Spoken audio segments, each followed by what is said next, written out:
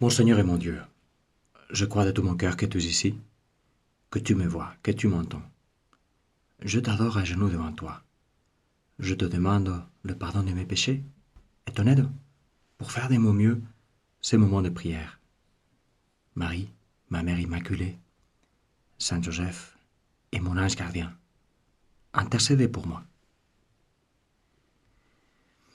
Maître, dis à mon frère de partager avec moi notre héritage.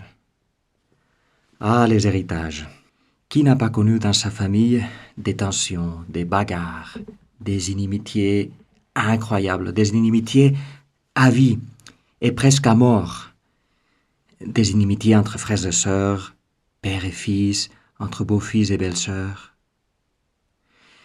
Et en disant ça, je pense à ces passages, Jésus, où tu dis que tu n'es pas venu apporter la paix sur terre, mais la division, et tu fais une liste comme celle-là. Eh bien, Jésus, toi, tu es bien un signe de contradiction, mais il y a un autre signe qui t'écrase au score, les héritages. Et la chose vient de loin. Il y a 2000 ans, c'était pareil, comme quoi il y a ce petit bonhomme qui vient vers toi et qui te dit « Maître, dis à mon frère de partager avec moi notre héritage. » C'est pas qu'à l'époque, il n'y avait pas de règles pour la distribution des héritages. Il y avait toute une législation précise. Donc, en principe, le tout était bien encadré. Et pourtant, il y avait plein de conflits. Parce qu'on ne se mettait pas d'accord sur la valeur des biens, parce qu'on soupçonnait qu'on allait se faire avoir, parce que le partage n'était pas vraiment équitable, parce qu'il y en avait deux qui voulaient la même chose, parce que l'aîné qui était censé distribuer les biens, il faisait exprès de tarder, etc., etc. Et tout ça reste, hélas, trop actuel. On peut même dire que les conflits sont devenus plus fréquents, plus complexes, plus longs et plus amers. On parle bien d'autres fléaux, de la pornographie, des écrans, de l'anxiété, des dépressions. Mais en voici un autre et il est partout. Les héritages. On dit en fait que les héritages, plus que créer des conflits, ils les révèlent. Oui, dans les familles, il y a souvent des blessures, il y a des non-dits, il y a des rivalités qui étaient là, des choses dont on n'a pas voulu se parler. Et alors le moment de l'héritage est comme le passage de la guerre froide à la bataille rangée. Ça déclenche tout. Là, les dragons sortent de plus belle. Et ensuite, souvent, il y a une guerre froide qui est encore plus froide, plus glaçante, comme l'enfer de Dante. Et ce qui est triste, bien plus que la bagarre pour les choses, c'est la bagarre entre les cœurs. On est censé diviser les choses et on finit par diviser le cœur. Des frères et des sœurs qui ne se parlent plus, chacun enfermé dans son cocon. Et les cathos, aïe les cathos, nous ne sommes pas épargnés par ça. Nous le devrions, mais nous sommes aussi pleins dedans. Alors regardons Jésus, écoutons-le. Qu'est-ce qu'il fait? Il se met à l'écart, il ne se laisse pas embobiner. Il dit à ce petit bonhomme, « Homme, qui donc m'a établi pour être votre juge ou l'arbitre de vos partages ?» Alors le message n'est pas « Fais-toi avoir, c'est pas grave ». Le message n'est pas « Ça vaut pas la peine de défendre ce qui t'appartient en justice ». Parce que, en fait, peut-être tu ne penses pas juste à toi, tu penses aussi à tes enfants qui pourraient bénéficier de cette partie de l'héritage qui te correspond. Donc, le message n'est pas forcément celui-là. Le vrai message de Jésus se comprend avec la suite. Là, Jésus, tu te diriges à tout le monde, parce que sûrement il y avait d'autres dans une situation semblable, même s'ils n'avaient pas osé te demander de faire les médiateurs, et tu dis « Gardez-vous bien de toute avidité, car la vie de quelqu'un, même dans l'abondance, ne dépend pas de ce qu'il possède. » C'est clair, le fait que l'on gagne la loterie ou qu'on gagne un litige ne nous rend moins fragiles. On pourrait mourir le lendemain d'un accident ou d'une attaque cardiaque. Mais il y a plus. On peut gagner la loterie ou avoir notre part d'héritage après une lutte acharnée et vivre pourtant dans les ressentiments, dans l'isolation, dans la misère. Et ça c'est pas une vie. Comme quoi, la vie de quelqu'un, même dans l'abondance, ne dépend pas de ce qu'il possède.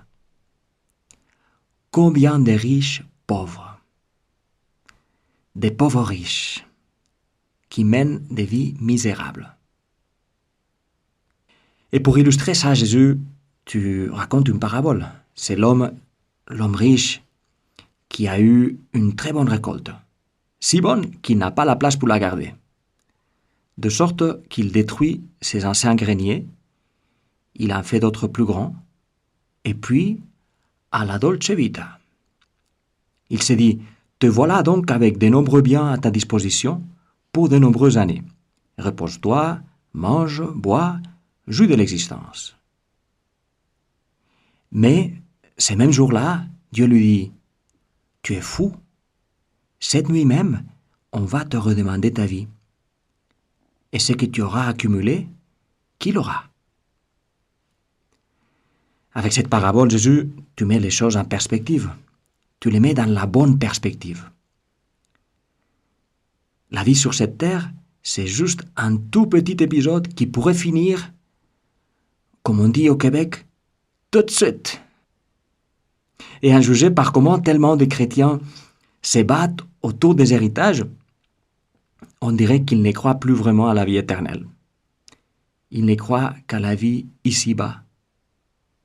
Parce que une vraie foi, la foi des martyrs, une vraie foi, c'est pourquoi on est prêt à donner sa vie. Eh bien, beaucoup sont prêts à donner la vie, faudrait dire à se pourrir la vie, à jeter à la poubelle ce qu'il y a de plus important dans la vie. Notre famille, notre cœur, notre paix. La paix dans notre famille, la paix dans notre cœur. Ils sont prêts à sacrifier ça pour un soi-disant morceau de ciel sur terre. Un soi-disant morceau de ciel qui peut-être déjà commence à faire et continuera à faire de notre vie un enfer.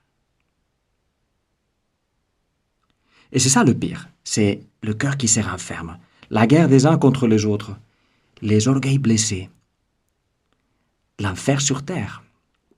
L'enfer sur terre qui est une préparation excellente pour l'enfer après. Parce que, qu'est-ce que Jésus pourrait te dire le jour de ta mort si tu arrives avec le cœur fermé? Si tu arrives encore convaincu d'avoir eu raison de te fâcher contre tout le monde? Tu rencontreras Jésus et tu lui diras, tu sais ce que j'en pense de tes paraboles et de tes conseils? Je ne regrette rien. Le monde est mal fait. Et c'est ta faute de l'avoir créé. Aïe. Si tu te trouves au milieu des tensions d'un héritage, demande à l'Esprit Saint de t'inspirer. Esprit Saint, fais que tout en défendant ce qui est juste, je sache unir et que mon cœur ne soit pas envenimé, empoisonné. Et aide-moi, si nécessaire, à céder sur quelques fronts, à céder pro bono pacis, comme on dit, pour le bien de la paix. La paix que tu es et qui vaut plus que tous les héritages du monde. Et si je suis déjà dans la glace, d'après la guerre ouverte, aide-moi à me réconcilier, aide-nous à nous réconcilier. J'aurais voulu, en partant de cette question des héritages, dont je voulais faire depuis un moment en 10 minutes, j'aurais voulu parler avec toi, avec Jésus, de la nouvelle exhortation du pape à propos du soin des pauvres. Elle a tout à voir avec tout ce dont nous avons parlé. Mais 10 minutes, ça part très vite, de sorte qu'on laisse ça pour la prochaine, je te promets. Entre-temps, tu peux peut-être la lire, parce que c'est à toi et moi que le pape l'a écrit. Le texte n'est pas si long que ça. Il s'appelle Dilexi te en latin. Je t'ai aimé. Tu le trouves facilement en ligne, mais je te laisse le lien sur l'app. Il te fera de bien, tu verras. Je te remercie, mon Dieu, de tout ce que tu as semé dans mon cœur pendant ces moments de prière. Je te demande de m'aider à les faire fructifier. Marie, ma mère immaculée, Saint Joseph et mon ange gardien, accompagne-moi toujours en chemin.